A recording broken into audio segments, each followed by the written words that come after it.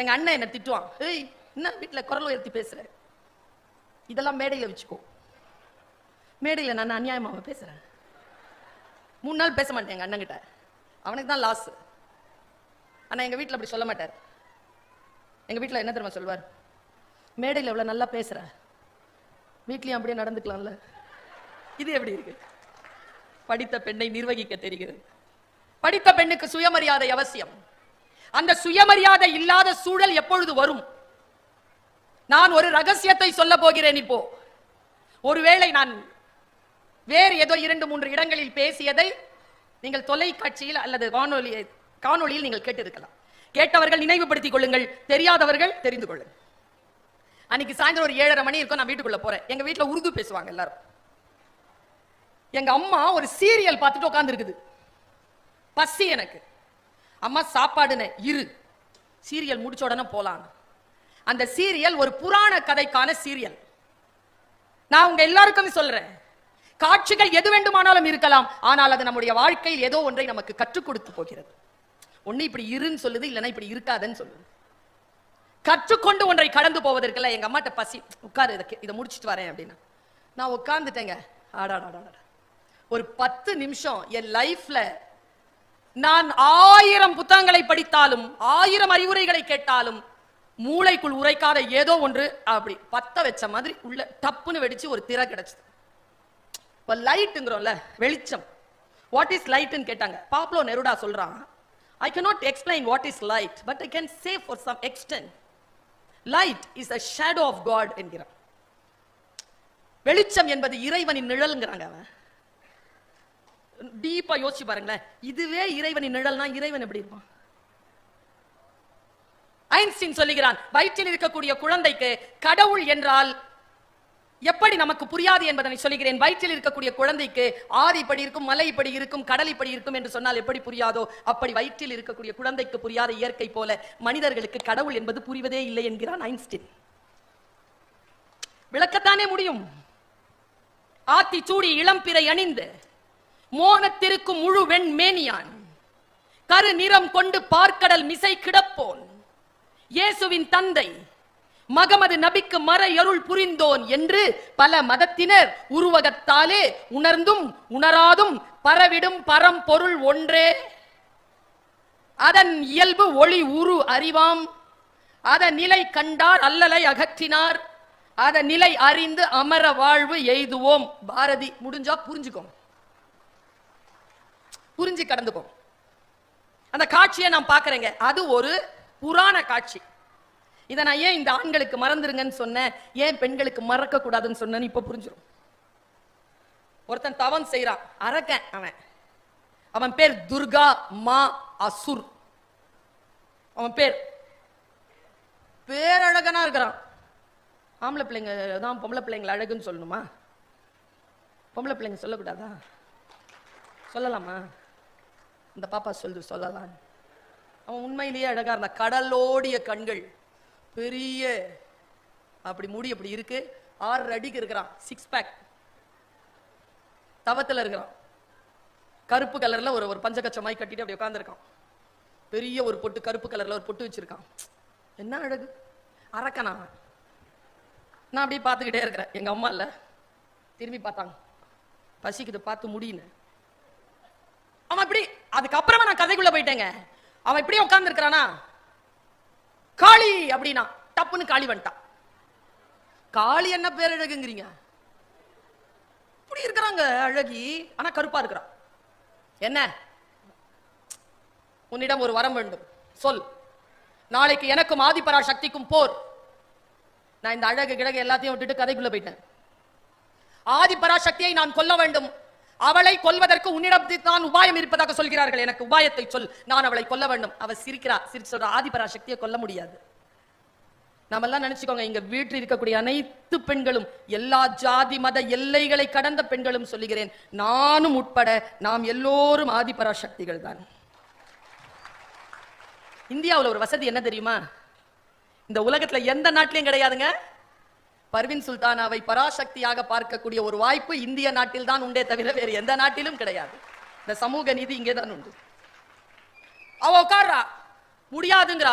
நீ முடியாதுன்னா நான் கையை வெட்டி போடுவேன், கையை வெட்டி போடுறான். டே டே டே டே இல்லனா கழுத்தை வெட்டிக்குவேன், மரியாதையா சொல்லு. உன் பக்தன் உனக்காக செத்தான்ங்கிற பழினா உன்கிட்ட சக்தி குறைஞ்சிரும் சொல்லுன்னு கழுத்துல கையை கத்திய வச்சுட்டான். முடியாதுடா அவன் போயிட்டான். இவ கழுத்தை வெட்டிட்டான். அவ பதறி ஓடி வந்து கழுத்தை தூக்கி வச்சுட்டு என்னடா வேணாம் உனக்கு, அவளை கொல்வதற்கு உபாயம் சொல். அவள் சொன்ன உபாயத்தை நான் சொல்கிறேன். துர்கா மாசுர்கள் அதை மறந்து விட வேண்டும். ஆதிபரா சக்திகள் இதை நினைவில் வைத்துக் கொள்ள வேண்டும். நேரா வந்தா சொல்லு. அவ சூப்பரா சொன்னாங்க. என்ன சொன்னா தெரியுமா? வானத்திலிருந்து இறங்குவா, அப்போ நீ எந்த ஆயுதமும் கையில வச்சிருக்க கூடாது. அப்போ அவளை பார், அவ கண்களுக்கு கண்கள் நேராக பார். பார்த்து கெட்ட வார்த்தையில திட்டு. திட்டுனா திட்டு. அவளுக்கு திட்டு பழக்கம் இல்லை. மிரள்வா. தங்கம், தேவதையே, என் சொக்க ரதமே அப்படி சொல்லி தானே வளர்க்குறாங்க பொம்பளை பிள்ளைய. அதுக்கு கெட்ட வார்த்தை தெரியுமா என்ன? திடீர்னு எவனாவது வந்து கெட்ட வார்த்தையில சொன்னா அப்படி அவளுடைய அழகை, அவளுடைய ஒழுக்கத்தை, அவளுடைய நிர்வாகத்தை, அவளுடைய வீரத்தை, அவளுடைய தைரியத்தை, அவளுடைய எல்லா கல்வி ஆற்றல் எல்லாவற்றையும் நிந்தனை செய்கிறான். நீ செஞ்சா அவ அப்படியே பலம் இழப்பாள். அப்ப நீ என்ன வேணாலும் அவளை செய்யலான்ட்டு அவ போயிட்டான். நான் அப்படியே பதறி போய் பாக்குறேங்க. அடுத்த நாள் கரெக்டா காலை விடியலில் அப்படி இறங்குறாங்க. மேல இந்த தலைமுடியெல்லாம் அப்படி விரிச்சுக்கிட்டு அம்மன் இறங்குறான். அப்படி இறங்கின உடனே இவன் கரெக்டா ஆரம்பிச்சான் பாருங்க. நீ எல்லாம் ஒரு மனுஷி, நீ எல்லாம் ஒரு சாமி அப்படின்னு ஆரம்பிக்கிறான். அவளுக்கு என்னடா இது போர் புரிய தானே வந்தா இவன் கெட்ட வார்த்தை சொல்றானேன்ட்டு புரியல அவளுக்கு. அவ அப்படியே வெலவெலத்து போய் இத்தனுண்டு ஆயிட்டாங்க. அந்த அளவுக்கு பேசுறான். இத்தனுண்டு ஆயிட்டா பாருங்க. ஆன உடனே உடைவாளை எடுத்துக்கிட்டு அவளை ஓங்கி அடிக்கிறதுக்கு வந்தான் பாருங்க. எங்க இருந்தோ வந்துட்டார் சிவபெருமான். சக்தி அப்படின்னாரு. அவ எழுந்திருச்சு நின்னுட்டா. நான் சொல்லுகிறேன் அடி, நீ பேரழகி, நீ நிர்வாகத்தில் சிறந்தவள், நீ ஆற்றலில் உயர்ந்தவள், நீ அறிவில் சிறந்தவள், எழுந்து போராடு அவனோடு. நான் உடனே எழுந்திருச்சு போராடி அப்பவே கொலை பண்றா. அன்றிலிருந்து அவளுக்கு துர்கான்னு பேரு. இப்ப நான் ஏன் இதை உங்ககிட்ட சொல்றேன்? சிவபெருமான்லாம் வந்து காப்பாற்ற மாட்டார்.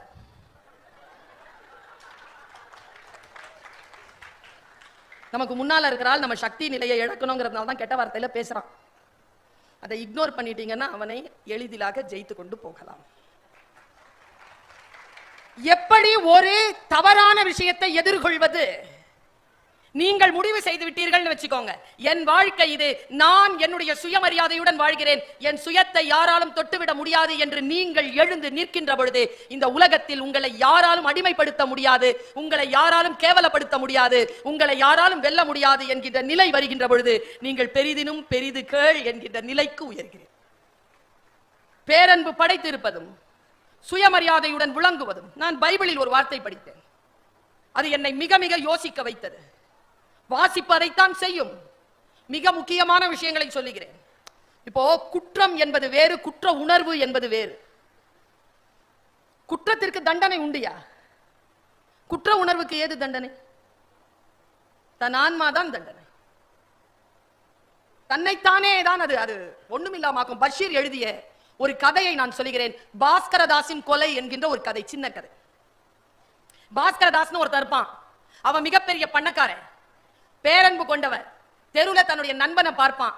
என்னடா இப்படி கிடக்கிறியன்னு கூட்டிட்டு வந்து குளிப்பாட்டி நல்ல ஆடைகளை உடுத்தி நல்ல சாப்பாடு போட்டு நல்ல வேலை கொடுத்து அவனை தன்னோடைய தங்க வச்சுப்பான். அந்த இளம் நண்பனுக்கு பாஸ்கரதாசின் மனைவியின் மீது காதல் வந்துடும். ரெண்டு பேரும் சேர்ந்து முடிவு பண்ணுவாங்க பாஸ்கரதாசை கொலை பண்ணணும்.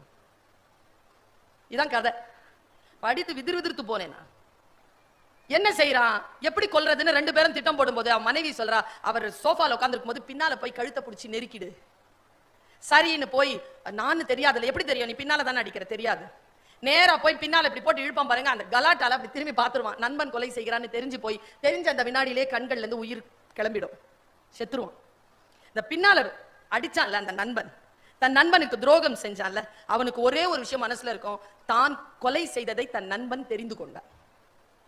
அந்த குற்ற உணர்வுல இருந்து, அதாவது அவன் மனைவியின் மீது அவன் செய்த அந்த தவறான அன்பு வைத்தல் கூட அவனுக்கு அவ்வளவு பெருசா தப்பா தெரியாதுங்க. தான் கொலை செஞ்சது தன் நண்பனுக்கு தெரிஞ்சு போச்சு, அவன் செத்துட்டான், இருந்தாலும் அவனுக்கு தெரிஞ்சு போச்சு. அப்படிங்கிற அந்த குற்ற உணர்வால் கடைசியாக அவன் தற்கொலை செய்து கொள்வான்னு சொல்லிட்டு முடிப்பார் அந்த கதையை. குற்ற உணர்வுக்கு தண்டனை மிக மிக பெருசுங்க. குற்ற உணர்வு இல்லாமல் நாம் வாழ்வது. நான் உங்களுக்கு ஒரு 5 விஷயங்களை சொல்லித் தருகிறேன். என்னுடைய சமீபத்திலான என் பயணத்தில் நான் பேசுவதற்காக போகின்ற மேடைகளை காட்டிலும் கேட்பதற்காக போகின்ற மேடைகள் எனக்கு நிறைய கற்றுக் கொடுக்கின்றன. என்னுடைய கல்லூரி தலைவர் பத்மபூஷன், இந்தியாவுடைய சீஃப் செக்ரட்டரியா ஜம்மு அண்ட் காஷ்மீருக்கு இருந்தவர், மூசா ரசான் பேர் அவருக்கு. அவர் சொன்ன ஒரு இப்போ சமீபத்தில் 86 வயது முதிர்ந்த நிலையில் உட்கார்ந்து 8000 நூல்களுக்கு மேல் தன் நூல்களை வாசித்தவர், 12 நூல்களுக்கு மேல் எழுதியவர், மிகப்பெரிய புத்திசாலி. அது ஒரு கிடங்குங்க, அறிவு கிடங்கு. அந்த கிடங்கு என்கிட்ட உட்கார்ந்து மேடையில பேசுது. ஒரு 5 விஷயத்தை சொல்லுச்சு. அந்த 5 விஷயத்தை நான் கடத்திட்டு போயிடுறேன். வாழ்க்கையில நாம பெரிய விஷயங்களாக பெரிய மனிதர்களாக வாழணும்னு நினைக்கிறோம்ல, உங்கள் அத்தனை பேர்கிட்டையும் நான் சொல்றேங்க, ஒருத்தருடைய வாழ்க்கை மாற்றுவது இந்த உலகத்தில் எதுவும் மாறாதுங்க. ஆனால் அந்த யாருடைய வாழ்க்கையை மாற்றினீர்களோ அவர்கள் உலகம் மாறி இருக்கும். எவ்வளவு அற்புதமான விஷயம் தெரியுமா அது? ஒருத்தருடைய உலகத்தை சிலந்தி இருக்குல்லங்க, சிலந்தி, அதுக்கு எதுங்க ராஜாங்கம்? அதனுடைய வலைதான் அதற்கு ராஜாங்கம். இப்ப வைய தலைமை கொள்ளுங்கிறாங்களே, என்னங்க அர்த்தம்? வையத்திற்கு தலைமை கொள்றதுன்னா என்ன அர்த்தம்? இப்ப நான் ஸ்பீக்கரா இருக்கிறேன், ஆமாவா இல்லையா? சைலண்டா இருந்துக்கணும். ஸ்பீக்கர்னா அதுவும் ஸ்பீக்கர், நானும் ஸ்பீக்கர். ஸ்பீக்கர் தானே. எங்க ஐயா பெரியார்தாசன் சொல்வார், ஒருத்தன் உண்மையிலேயே குதிப்பானா சினிமால, அவனுக்கு பேரு டூப்பு. குதிக்கிற மாதிரி ஒருத்தர் நடிப்பார், அவருக்கு பேர், நான் சொல்லல, இத எங்க ஐயா பெரியார்தாசன் சொன்னார். சொல்லிட்டு அவர் சொன்னதாங்க சூப்பர். உண்மையா குதிக்கிறவனுக்கு 1000 ரூபாய் சம்பளம், குதிக்கிற மாதிரி நடிக்கிறவனுக்கு கோடி ரூபாய் சம்பளம். எங்க போவோம் இந்த நாடு மறு? நினைச்சு பார்த்தா வைத்தறிச்சல் அல்ல. இந்த இங்க இருந்து குதிக்க மாட்டாங்க, காலே தூக்கி வச்சு அடிப்பேன் அப்படின்னு காலை தூக்கி இறங்கு முதல்ல, அதுக்கப்புறமா அடிக்கலாம். அநியாயங்க. அவர் தான் சொல்லுவாரு, கேட்கிறவன் கேனையனா இருந்தா கேப்பையில நெய் வடியும் பாரு. இப்ப நினைச்சு பாருங்களேன், ஒரு விஷயம் நம்ம எப்படி மாற்றுகிறது. இப்ப நான் சொல்றேன், எனக்கு கோடி ரூபாய் சம்பளம் கொடுக்கலாமா? டிஆர்ஓ பாக்குறாரு, கமிஷனர் பாக்குறாரு, அந்த கோடியில போய் நின்னுக்கும். கோடி ரூபாவா? ஒன்னு சொல்றேன், அப்ப நான் கோடீஸ்வரி ஆகவே முடியாதா? பெரிதினும் பெரிது சொல்கிறேன், நான் கோடீஸ்வரி தான். எப்பொழுது பர்வீன் சுல்தானா பேசுகிறேன் என்றால் 1 கோடி காதுகள் எப்பொழுது திறந்து கொள்கின்றனவோ அப்பொழுது நான் கோடீஸ்வரி ஆகிறேன். என் உலகத்திற்கு நான் தலைமை கொள்கிறேன், என் துறைக்கு நான் தலைமை கொள்கிறேன். நீங்கள் எந்த துறையை சார்ந்தவர்களாக இருந்தாலும் தலைமை கொள்ளுங்கள், பார்க்கலாம். மார்ட்டின் லூதர் கிங் சொல்லுகிறான், நீ அதிகாரத்திற்கு போக வேண்டுமா? தெரு பெருக்குகின்ற என் அடிமை இளைஞனே, நீ பீத்தோவன் என்கின்ற இசைக்கலைஞன் ஒரு இசைக்கருவியை வாசிப்பது போல் உன் துடப்பத்தை எடுத்து தெரு பெருக்குவாயாக. இன்வால்வ்மெண்ட், முழுக்க முழுக்க கமிட்மெண்ட். எதிலுமே நீங்கள் முழுமையை காட்டுகின்ற பொழுது அது உங்களை தேடி உங்கள் கைக்குள் வந்து சேரும். எது நோக்கம் என்பதுதான். எல்லாம் காசால கிடைக்காதுங்க. முதல்ல அந்த மாயையை தூக்கி எறிங்க. Everything is not money. எல்லாமே உண்பது நாழி, உடுப்பது 2, உறைவிடம் என்பது 1. தமிழ் 27,000 ஸ்கொயர் ஃபீட்ல நான் வீடு கட்டியிருக்கேன். கட்டிக்கோ. எங்க தூங்குவ? 27,000 அடியிலையும் சுத்தி சுத்தி தூங்குவிய? ஒரு இடத்துல தான் தூங்குவ. கல்யாணமானவர தான் அந்த முழு கட்டில் கூட உந்து கிடையாது, அதுலயும் பக்கத்துல ஒண்ணு படுத்துட்டு இருக்கோம். 6 அடி தான். ஆமாவா இல்லையா? அதனால தானே பட்டுக்கோட்டை பாடினா, குட்டியாடு தப்பி வந்தா குள்ள நரிக்கு சொந்தம், குள்ள நரி மாட்டிக்கிட்டா குறவனுக்கு சொந்தம், தட்டு கெட்ட மனிதர் கண்ணில் பட்டதெல்லாம் சொந்தம், சட்டப்படி பார்க்க போனா 8 அடி தான் சொந்தம், உனக்கு எது சொந்தம், எனக்கு எது சொந்தம், உலகத்திற்கு எதுதான் சொந்தமடா. பட்டுக்கோட்டை. எங்க ஐயா 5 விஷயத்தை சொன்னாருங்க. பெரிதினும் பெரிது கேட்கிறேன் நான். என் அவ்வை சொல்றாங்க, நான் மூசாராசா சொன்ன கருத்தை சொல்றதுக்கு முன்னால என் அவ்வை சொன்னதை சொல்றேன். அவ்வை என்கின்ற சொல்லுக்கு என்ன அர்த்தம் தெரியுமா? தெரியுமா? இது வரைக்கும் இருக்காது. உங்களுக்கு இன்னொரு ரகசியத்தை சொல்றேன், சின்ன பொண்ணுங்க இருக்கீங்க. அவ்வைங்கிறவ கிழவி கிடையாது. அதியனுக்கும் அவ்வைக்கும் நல்ல நட்பு இருந்துச்சு. ஒரு ஆணுக்கும் பெண்ணுக்கும் இப்படிலாம் நட்பு இருக்கிறதுக்கு சாத்தியமே இல்லைங்கிறதுனால அவளை கிழவியாக்கிட்டாங்க. சின்ன பொண்ணு, சிந்தனை அப்படி இருக்கும் அவகிட்ட. அது ஒரு குறியீடு தான். அவ்வைங்கிறது ஒரு குறியீடு. அவ்வை அப்படிங்கிற சொல் என்னன்னா ஏவாள், ஈவ், ஆதி பெண்ணு அர்த்தம். ஆதி பெண்ணின் சிந்தனைன்னு அர்த்தம். சிந்தனை மிகுந்தவர்களாக இருப்பது, நமக்கான சுயமரியாதையை நாம் தக்க வைத்துக் கொள்வது. பாருங்க, இந்த 5 லேயரை சொல்றேன். நாம் எல்லோரும் வாழ்கிறோம். இந்த வினாடியில் நாம் எல்லோரும் மகிழக்கூடிய ஒரு விஷயம் சொல்லவா? இந்த வினாடியில உயிரோடு இருக்கிறோம். இவ்வளவு பெரிய விஷயங்க. கொரோனா வந்துச்சா?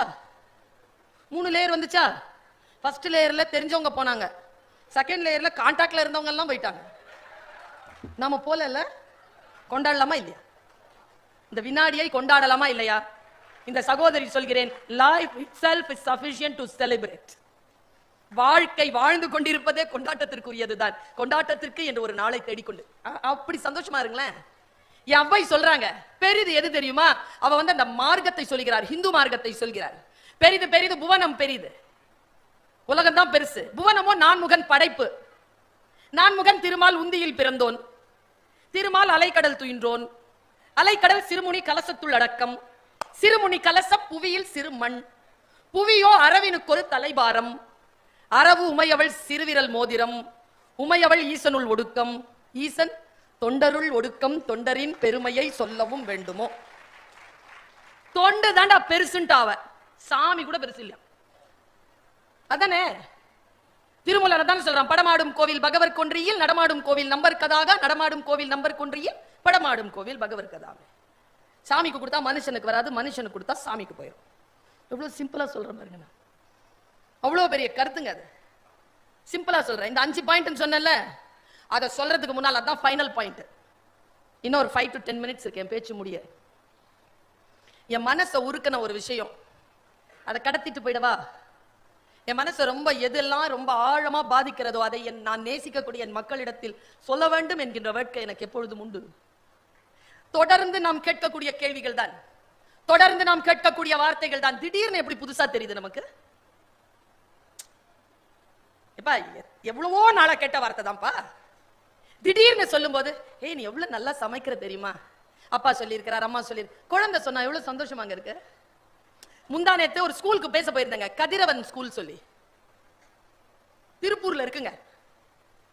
பேசி முடிச்சிட்டு வெளியில வரேன், ஒரு 17 வயசு குழந்தைங்க கார்ல ஏறதுக்கு முன்னால கார்ல வந்துட்டு, ஒரு நிமிஷம் அப்படின்னா அவன் கண்ணுல தண்ணிங்க, தொடச்சிட்டு தேங்க்யூ சொல்லிட்டு போனான். அவ்வளவுதான் அவன் என்கிட்ட பேசினது. என் சொல்லில் என்ன மாற்றத்தை அவனுடைய ஆன்மா கண்டது என்று எனக்கு தெரியாது, ஆனால் எனக்கு நன்றி சொல்லிவிட்டு போனான். எல்லோருக்கும் தான் பேசுகிறோம். இப்ப நீங்க என்ன நினைக்கிறீங்க, என் புள்ள நான் இந்த பேச்சு பேசினா கேட்குமா? மா ப்ளீஸ் மா பசிக்குதுமா சோறு போடுமா, இவ்வளவுதான் அவன் பேசுவான். நான் பேசினா தூங்குற ஒரே ஆளு என் பையன் தான். தூங்குவாங்க, சூப்பரா தூங்குவான். ஏண்டா தூங்குற அப்படி, தூங்கும் போது தானமா நீ பேசுறேங்கிறான். எல்லார் சொல்லும் எல்லோருக்கும் புரிந்து விடாது, சில சொற்கள் தான். இப்ப சமீபத்துல எத்தனையோ ஆண்டு காலமாக படிக்கிறோங்க. இன்னைக்கு காலையில படிச்ச பத்திரிகையை நாளை காலையில படிப்போமா? ஏன் ஏங்க 2500 வருஷத்துக்கு முன்னால எழுதினாங்க திருக்குறள், படிச்சுக்கிட்டே இருக்கோம் டெய்லி, ஒரு வார்த்தை மாறல. நான் சொல்லவா, முஸ்லிம்களுக்கு குரான், இந்துக்களுக்கு வேதங்கள், கிறிஸ்துவர்களுக்கு பைபிள். யார் எந்த மதத்தை சார்ந்தவர்களோ அந்த வேதத்தை எடுத்துக்கொள்ளுங்கள். தமிழர்களாக இருக்கிறோம் என்றால் நம்முடைய பொதுமறை திருவள்ளுவம், திருக்குறள், குறள் தாங்க. அதை விட அதற்கு பிறகான சமய இலக்கியங்களில் நான் பயங்கரமா ரெக்கமெண்ட் பண்ற ஒரு புக்கு திருமந்திரம், திருமூலர் எழுதிய திருமந்திரம். அந்த திருமந்திரத்துல ஒரு பாட்டு படிச்சேன் என் லைஃப்ல. அது அந்த வார்த்தை அப்போ ஏற்படுத்தின உணர்வு அதுக்கு முன்னாலேயும் படிச்சிருக்கிறேன், ஏற்படுத்தல. இப்ப நான் ஏற்படுத்தின அந்த உணர்வோடு சொல்ற, ஒருவேளை வைப்ரேஷன் சரியா இருந்ததா உங்கள் கருத்தை வந்து அது அடையும். என் பிரார்த்தனைகள். உள்ளம் பெரும் கோவில் ஊன் உடம்பு ஆலயம். என்ன புரிஞ்சுதுங்க? உள்ளம் தாங்க கோவில், இந்த உடம்பு தாங்க ஆலயம். இப்படி நினைச்சுக்கோங்களேன். தவறான விஷயங்களை உடம்பில் ஒட்ட விடுவோமா? தவறான விஷயங்களை உள்ளத்தில் நினைப்போமா? என் உள்ளம் கோவில், என் ஊன் உடம்பு ஆலயம். குரு அடுத்த கட்டத்திற்கு உயர்ந்து சொல்கிறான், வள்ளல் பிரானார்க்கு வாய் கோபுர வாசல். ஏ அப்பா, காந்தி தாத்தாவுடைய குரங்கு 2 கையை மூடி இருக்கு தெரியுமா வாய்க்கு? ஏன் ஒரு கையை பொத்தனா வாய்க்கு பொத்தாதா? 2 கையன்னு தெரியுமா? குறைவா சாப்பிடணும், குறைவா நல்லதா பேசணும், நல்லதா சாப்பிடணும், நல்லதா பேசணும். அத்துமீறல் இருக்கக்கூடாது 2த்துலயுமே. வள்ளல் பிரானாருக்கு வாய்தான் கோபுரவாசல். இந்த உடலில் இருந்து வெளியேறுகிற எல்லாம் நாட்டம் கொண்டவைதான் வாயிலிருந்து புறப்படுகின்ற நல்ல சொற்களை தவிர. முன்னால் இருக்கின்றவர்கள் முகத்தில் புன்னகை ஏற்படுத்த முடியுமே நல்ல சொல். உடலில் இருந்து வேறு எந்த எந்த விஷயம் அப்படி வெளியேற்றி நீங்கள் சந்தோஷத்தை மகிழ்ச்சியை தந்துவிட முடியும்? எல்லாம் நாற்றம் எடுத்ததுதான் சொல்லை தவிர. அவன் என்ன சொல்றான் பாருங்க, வள்ளல் பிரானாருக்கு வாய் கோபுரவாசல். அடுத்த படிக்கட்டுக்கு நம்மை அழைத்து செல்கிறான். தெள்ள தெளிந்தார்க்கு ஜீவனே சிவலிங்கம். நீங்க சிவன் லிங்கம்ங்கிறத உங்க கடவுள்ல எது வேணாலும் பொருத்தி பார்த்துக்க, உங்களுக்குள் இருக்கிறான். நான் இன்னைக்கு ஏதோ ஒரு திருவண்ணாமலைக்கு இவங்க பேச கூப்பிட்டு இருந்தாங்க, தமிழ் பெருங்கனவு நிகழ்ச்சிக்காக. இப்போ கோயிலுக்கு நண்பர்கள் போனார். நான் கோயில்ல நின்றுட்டு இருக்கிறேன். கர்ப்பகிரகம் இல்ல நவகிரகத்தை சுத்திட்டு வந்தான். இருங்க இருங்க எனக்கு டைம் ஆகுது போலாம், இருங்க இருங்கன்னு சுத்திட்டு என்ன ஆச்சுன்னு கேட்டேன். சூப்பரா அந்த அம்மா பதில் சொன்னாங்க. எனக்கு இந்த வாட்டிக்கு சனி பெயர்ச்சி, நான் கொஞ்சம் கிரகங்களை சுத்திக்கணும்னு. அவங்க கிட்ட நான் ஒரே ஒரு விஷயம் தான் கேட்டேன், ஏன் சிவபெருமானை பார்க்கலையா நீங்கன்னு கேட்டேன். சிவன் போதுமானவன் இல்லையா?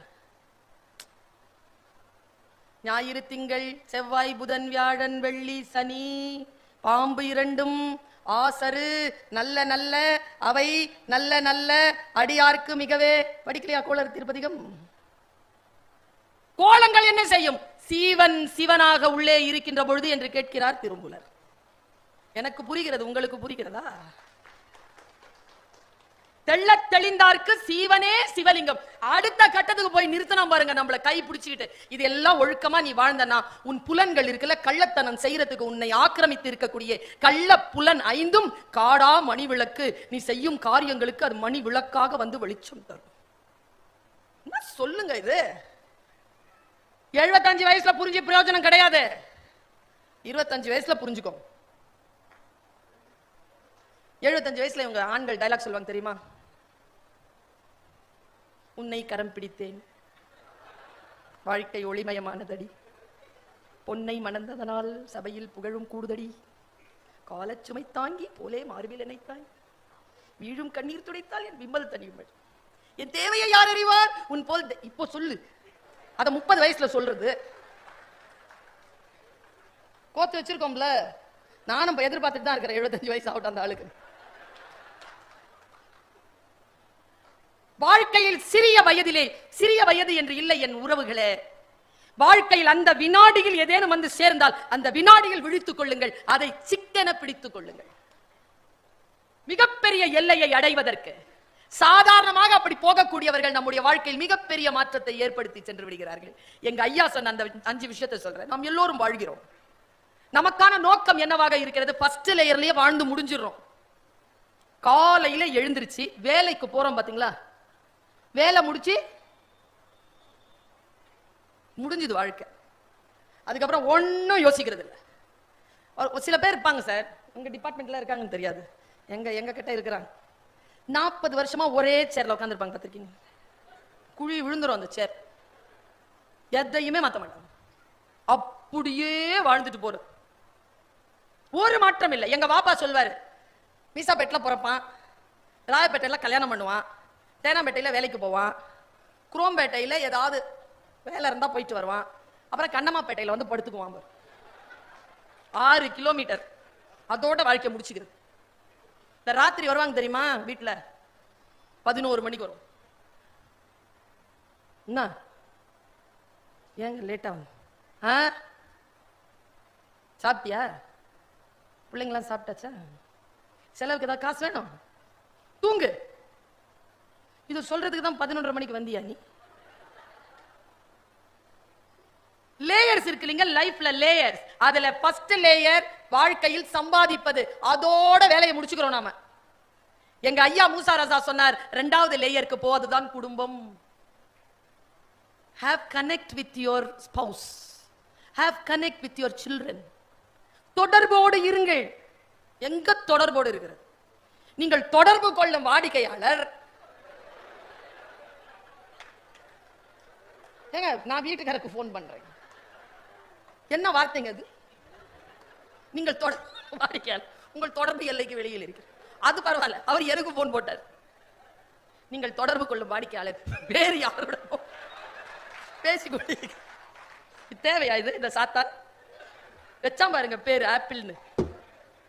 ஏவாள் கடித்த ஆப்பிள் தெரியல, சிம்பிள். சாத்தான் கொடுத்து ஏவாள் கடித்த ஆப்பிள். தான் கடித்து தன் கணவனுக்கும் ஏவாள் கொடுத்த ஆப்பிள். ரெண்டு பேரும் இதை சாப்பிட்டு அநியாயம் பண்ணதனால இறைவனுடைய ஏதேன் தோட்டத்தில் இருந்து வெளியேறப்பட காரணமான ஆப்பிளை கையில வச்சுக்கிட்டு சுத்துறோம். ஜாகிரதை. இரண்டாவது லேயர் இருக்குல்ல, have connection with your family. குடும்பத்தோடு நீங்கள் கனெக்டடா இருங்க. அது ஒரு பாண்டேஜை விடாதீங்க. எனக்கு தெரிஞ்சு 60 விழுக்காடு மனிதர்கள் சம்பாத்தியத்தில் காட்டுகின்ற அக்கறையை தன் வீட்டில் இருக்கக்கூடிய நபர்களோடு ஒற்றுமையாகவும் அன்பாகவும் வாழ்வதில் காட்டுவதே கிடையாது. நம்ம பல பேர் அண்ணனோட பேசி, அண்ணனோட நான் பேசி 12 வருஷம் பேசுறவங்க பார்த்திருக்கீங்களா? இல்ல என்ன பெருமை உனக்கு? முடிஞ்சா போங்க, இன்னைக்கே போய் பேசுறீங்க, நாளைக்கு இருப்பமா இல்லையான்னு தெரியாது. இங்க அண்ணனா பிறக்கிறது ரொம்ப ஒரு பெரிய விஷயம் இல்லைங்க. அண்ணனோட பிறக்கணுங்க. எனக்கு ஒரு அண்ணன், ஒரு அக்கா, ஒரு தம்பி, ஒரு தங்கச்சி. For your kind information. ஆமா, ஒரு அண்ணன், ஒரு அக்கா, ஒரு தம்பி, ஒரு தங்கச்சிங்க எனக்கு. அண்ணன் யார் தெரியுமா? எனக்கு அப்பா கிடையாதுங்க. எனக்கு அப்பாவை பார்க்கணும் போல இருந்துச்சுன்னா நான் போய் என் அண்ணனை பார்ப்பேங்க. என் அண்ணன் என் சின்ன அப்பா. பாருங்களேன், போய் இன்னிலேருந்து யாராவது பேசாம இருந்தீங்கன்னா போன் அடிச்சிருங்க. அண்ணா என்ன இப்படிதான் பதில் வரும். உன்னை பார்க்கணும் போய் என்ன திடீர்னு தோணுச்சுண்ணா, நாளைக்கு எங்க வெளில பார்க்கலாமா ப்ளீஸ்ண்ணா சொல்றேன். அடுத்த நாள் காலைல 10 மணிக்கு முன்னால போன் வரலன்னா நான் காதை எடுத்துக்கிறேன். வந்துருவோம் அண்ணன். அதான் அண்ணன். மிஸ் பண்ணிடாதீங்க அண்ணனை. அக்கா இருக்குதுல்ல, ஐயோ கடவுளே, பூனை முதக்குட்டி சாப்பிட்டுருமா பத்தியத்துக்கு. அப்படி குடும்பத்தில் பத்தியமாகி போன அக்காக்கள் இருக்கிறார்கள். அவர்களை அம்மாக்களாக இப்பொழுது இருந்தார் பாதுகாத்துக் கொண்டு பார்த்துக் கொள்ளுங்கள். இனிமேல் வரக்கூடிய சமூகத்திற்கு அக்காவோ அண்ணனோ தம்பியோ தங்கையோ இருப்பார்களா என்றே தெரியாது. எல்லாரும் ஒத்த பிள்ளைய பெத்து வச்சிருக்கோம். அந்த கனெக்ஷனோட இருங்க. Family connection. சித்தப்பா, பெரியப்பா, அத்தை, மாமா, பெரியம்மா. இந்த ஒத்த பிள்ளை பெத்தவங்களுக்கு மறுபடியும் இன்னொரு ஒத்த பிள்ளை கல்யாணம் பண்ணி கொடுங்களேன். அதுங்களுக்கு பெத்துக்க போற குழந்தைக்கு அத்தை கிடையாது, மாமா கிடையாது, பெரியப்பா கிடையாது, சித்தப்பா கிடையாது, எவனும் கிடையாது. கிழவன் கிழவி 2 பேர் இருப்பாங்க. அதுவும் ஸ்கைப்ல தான் பேசிக்கும். உறவுகள் அற்று போகின்ற நிலையில் இருக்கக்கூடிய காலகட்டத்தில் உறவுகள் இருந்தால் என் தோழமைகளை, என் உறவுகளை பலப்படுத்திக் கொள்ளுங்கள். 2வது லேயர். 3வது லேயர் ஒன்னு சொல்ல, நிறைய பேர் 2வது லேயர்லயே முடிவாகி போயிடுறாங்க. 3வது லேயருக்கு போறதே இல்லை. ரசனை, ஈஸ்தட்டிக் சென்ஸ் இல்லையே. அட்ராவள, குத்ராவள, கொல்ரா, இதெல்லாம் ஒரு பாட்டா? இறைச்சல், பேர் இறைச்சல். நான் 13 வயசுல படிச்சேங்க பொன்னியின் செல்வனை. என் மனசுல வந்தியத்தேவன் யார் தெரியுமா? நான் இதை நிறைய தடவை சொல்லி இருக்கிறேன். சத்தியமா நம்புனேங்க. 9th ஸ்டாண்டர்ட் வரைக்கும் பால்கனில இருந்து 8 பார்த்தா பஞ்ச கல்யாணி குதிரையில வந்து பேபி கம் அப்படின்னு கூப்பிடுவான்ற மாதிரியே கனவு வருங்க எனக்கு. அப்புறமா மணிரத்னம் சாருடைய படம் பார்த்தேன். நல்ல வேளை அவன் வரலன்னு. அது அவருடைய வந்தியத்தேவன், ஏன் வந்தியத்தேவன் இல்ல. ரசனையை வளர்த்துக் கொள்ளுங்கள். சிறிய சிறிய விஷயங்களுக்கு. மழை பெய்கிறதா, குழந்தை பால் குடித்து தாய் மடியில் விளையாடி கொண்டிருக்கிறதா, ஜஸ்ட் அதை பார்த்து சிரிச்சிட்டு போங்க. ஏதோ ஒரு குழந்தையோ, ஒரு பெண்ணோ, ஒரு இளைஞனோ, ஒரு முதியவரோ. இங்க 90 வயசு கடந்து யாரேனும் ஒருவரை பார்த்தால், பைக்ல போனாலும் சரி, சைக்கிள்ல போனாலும் சரி, கார்ல போனாலும் சரி, பஸ்ல போனாலும் இறங்கி நேரா போய் அவர்கிட்ட கொஞ்சம் நேரம் நின்னுட்டு போங்க. 90 வயசு வரைக்கும் வாழறவங்களை இனிமேல் பார்க்க முடியுமான்னு தெரியல. பாத்துருங்க. ரசனையுடன் இருங்கள். இது 3rd லேயர். 4th லேயர் என்ன தெரியுமா? அடுத்தவர்களுக்காக கண்ணீர் சிந்துகின்ற சோசியல் கனெக்ஷன். நமக்காகவே அழுதுட்டோம்ல, கடவுள்கிட்ட போய் என்ன கேட்கிறோம்? எங்க ஐயா பால்ரவாயன் சொல்வார், ஏன் கோயிலுக்கு வெளியில, சர்ச்சுக்கு வெளியில, மசூதிக்கு வெளியில பிச்சைக்காரங்க அதிகம் தெரியுமா பருவின்? ஏன் சார்? உள்ள ஓவர் கிரவுடு அப்படிம்பார். எப்ப பார்த்தாலும் போய் பிச்சைக்கு, எனக்கு இது குடு, எனக்கு அது குடு, எனக்கு இது குடு. நாளையில இருந்து பிரார்த்தனையை மாத்துங்க. நீ கொடுத்ததற்கே நன்றி சொல்ல முடியவில்லை, இன்னும் அடுத்தடுத்து கேட்பதற்கு அஞ்சுதே என் நெஞ்சம். இறைவா, உன் சித்தப்படி என் வாழ்க்கையை நடத்துவாயாக என்று கேட்டு அடுத்தவர்களுக்காக கண்ணீர் சிந்துங்க. 4th layer. 5th லேயர் ஒன்னு சொல்றேன். உங்களை படைத்த இறைவனோடு ஒரு 2 நிமிடமாவது உட்காருங்கள். யாராக இருந்தாலும், இஸ்லாமியர்களாக இருந்தாலும், கிறிஸ்துவர்களாக இருந்தாலும். நான் பைபிளில் வாசித்திருக்கிறேன், உள்ளவனுக்கு தரப்படும், இல்லாதவனிடம் இருந்து இருப்பதும் எடுத்துக் கொள்ளப்படும். அறிவும் அன்பும் உழைப்பும் இருக்கின்றவர்களுக்கு கொடுத்து கொண்டே இருப்பான் இறைவன். அது எல்லாம் இல்லாமல் சோம்பேறியாக இருக்கின்றவனிடத்தில் இருப்பதும் எடுத்துக் கொள்ளப்படும் என்று பைபிள் சொல்கிறார். இறைவனோடு கனெக்டடா இருங்க. இந்த 5 லேயர், சுத்தமான கரங்கள், தூய்மையான இதயம், தீர்க்க தரிசனமான பார்வை, வெளிச்சமான புத்தி, ஆடாத கால்கள். இது தடுமாறுச்சுன்னா இது தடுமாறிடும். இதனோடு வாழ்க்கையை சந்திப்பது, சாதிக்க வேண்டும் என்கின்ற வெறி, வரையறுக்கப்பட்ட இலக்கு, எந்த சூழ்நிலையிலும் எந்த பொருள் வந்தாலும் பொறுப்பெடுத்துக் கொள்ளுகின்ற திறன், எதை செய்தாலும் மாறுபட்டு செய்யக்கூடிய திறன், ஆட்சி, தன்னம்பிக்கை, இதை கொண்டு புறப்படுகின்ற எவனும் வானத்தை வசமாக்கிக் கொள்கிறான், மிகப்பெரிய விஷயங்களை தேடிக்கொள்கிறான். என்னுடைய வளர்ச்சிக்கான ரகசியத்தை 2 வரிகளில் சொல்லி நான் செல்கிறேன். என் தாய் என்னை தன் மடியில் படுக்க வைத்துக் கொண்டு கிழிந்த பாயை விரித்தபடி எனக்கு பறக்கும் கம்பளங்களை பற்றி கதை சொல்லி இருக்கிறாள். என் தாயின் கதைகளில் இதுவரைக்கும் கிழிந்த பாய்கள் வந்ததில்லை.